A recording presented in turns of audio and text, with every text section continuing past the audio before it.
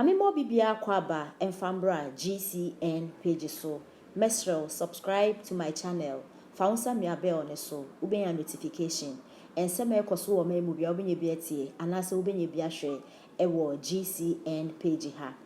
Endra arehosem kesepa esi oman Ghana ha. Accra bebia wo frɛ ho Jamestown.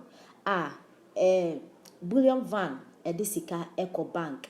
A police ni etim any driver no and nye fofia anto ata akrofo am robbers amu de omo yomo adwen say omo baba attack wa won jiska ne nko but on make sure so mbeku wan sana de omo pe no omo saka abo driver ni ni to driver ni de omo si wenwu but ni say nyina asay police ni young boy and mama atete ni na ko school and mama be yan so faso nipa boni fu etumi shoot no ekuni ya anya sem keto akra ndra na yare ho sem pa ewo oman Ghana mu na na omo efe police ni baako eye no interview ebisa no ndra sem esi kwan be no mo si efa so omo receive news no etesen na police no wi ni kra ni suban na ne nyama bi etesen no na police ni to dwa no kire police in ndro mu kunu no oyobi a obre ne ho asiye papa onye basabasa ompe ne ho asem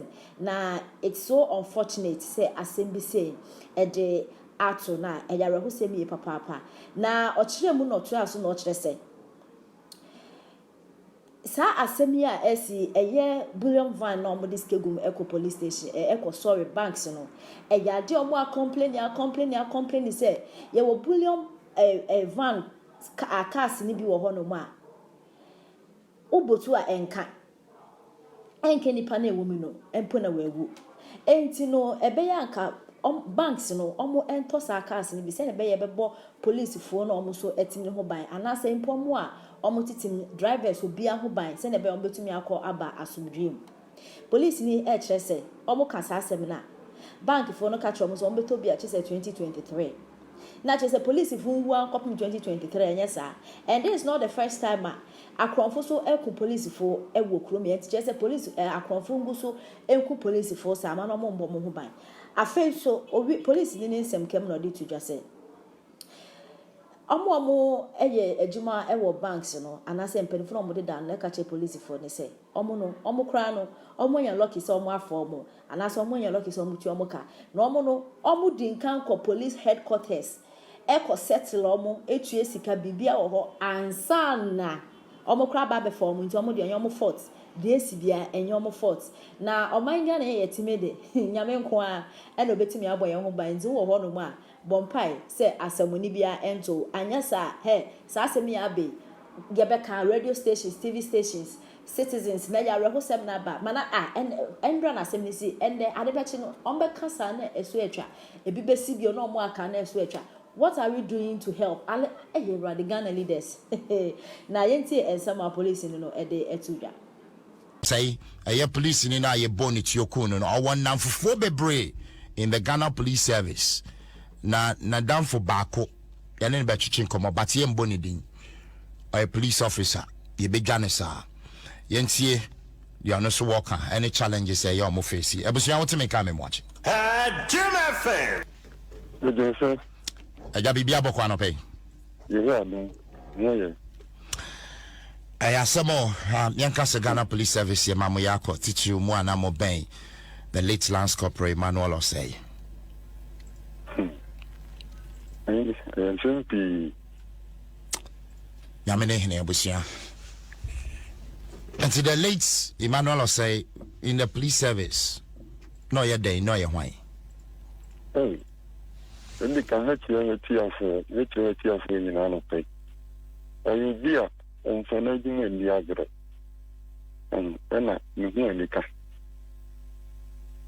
you be one year basa into you know the do you know and do you know no you did also the you know police in the uniform especially police sign down the inspector general of police.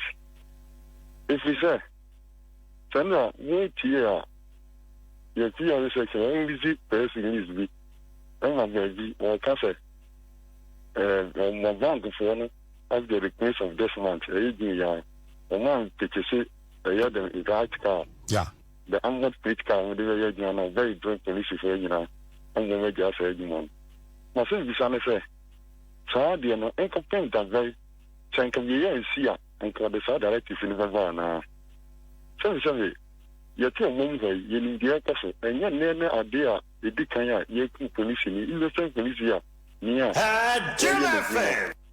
sɛ mobɛkan a yɛdeɛ menkae akyiefoɔ yɛ a mofa nkyɛ me somewhere around 2010 Medina ɛyɛ 2 armed robbers bi ebi ne nia yɛsɛm wegye ɛti yɛtumi awomdi yɛfrɛ baako afoapa yɛfrɛ baako dadesɛn ɔmu di wolɔn van akyi ɛna ɛsesɛ sika ma eco bank ɛdi n'akyi saa ɛkɔ Medina eco bank branch data mu ɔmu bi ɔna kaa ne gyinaeɛ no na ɔmu bɛyi sika no ɔmu aka bi ne nyinaa mfa yɛ account ɛna ɔmu sane ɛtu egu kaa no polisi ni ɔmu kɔ ne instant ɔmba polisi ni ɔyɛ guard duty ɔmfa ɔmu bɔ ne tu ɛkɔ no polisi fo yi no yɛase dɛ ɔmu yɛ no ɔmu bi da bank hɔ ɛna deɛ ɔmu bɛyɛ ɔmu yɛyɛ nti ɛnkɔsi da mba yi sɛbi adwuma bi a mmerɛ ɛwom sɛ bank of Ghana atena ase ka yɛ agye pikra wo na ɛsɛ nka wodi ka adwene wo men nkala no ho kane first nso wɔnyɛ saa bank of Ghana atena ase ahu sɛ saa deɛ ɛkɔkɔfo ɛwɔ polisifoɔ ɛfrɛ mo nka ɛwɔ no ɛne bankfoɔ no akasa na bankfoɔ no tumi ka sɛ sɛ ɔmo deɛ ɔmo bɛfɛkyi sɛ ɔmo bɛtɔ saa mmɔka na agye sɛ 2023 nti ɔmo ku polisifoɔ ankasa 2023 anaa sɛbi saa bank duties no yɛ nyina yɛka bi woka a ɔmo tumi ka kyerɛ pɛi sɛ yɛn yɛfɛ sɛ yɛbɛfa no yɛkora ne yɛpɛ ne yɛka a yɛma mo de yɛma the whole week no yɛpɛ 125 no de ma mo na yɛkɔ headquarters yɛ yɛtua sika no ɛde ma mo mpanyimfoɔ. My name is Foster Chamnorwa. I'm a boat driver. I grew up driving. Back then. Inti, umetia sikavia wadi among that and the other. Only you know some kavia and not the revision on the Maritian gas. Tinum grano, weekino, video. Nothing is unnecessary service. Omokam, Yatanisha. So, Sikaya, Bank for police administration, yes, Catata. It is a maybe political company for you have to send someone think outside the box. To me, it is just going to be iron up there the castle. Now they are renting bank for me. Because like I said, this my country, this my law. So you see this you can't attack the video on me. But you have to tell me, maybe with the very renting to move out very far. In the man now, soon I'm the kind of rental. I'm not going to young there. I'm not saying that the Sikatra. Man, the police is speaking at the January Jessica. When it is only year, it's in line. I was young, still men. Yes, the police need to just like that. I was young, but me person who be big Accra. Police if why you deploy more na multi-bullion van maybe a more cotton banks and no. Your mama risk allowance be. Oh, what's that? You find the risk allowance. You pay the way you have to refer. Me bacho say. You say my risk allowance. Omo mamo. Yes. A crack na say first ni e mamo na is say yes. No, yes. First no. So yes, yes. Da ben omo ye fee so. Omo ye fee so you want me to say right there. There's 3 years this say. You see, no risk allowance. About 3 years ni na omo ye risk allowance. Yes. Me bacho. Yes. Me bacho omo mamo ntwetwe mu bi de nti omo ye fee so. David, you know when you want to tell me. And me bacho, are you saying say the entire Ghana Police Service will be anje risk allowance and ebi moje? Obi anye. Media, the we face the say ye so na nyam nko. So we only two family we no we nya we. Ni nyina ni so we we no David. No, but kan sa yan kala no na the we you. Because I do to see I am from constant to sergeant. And we say duties no.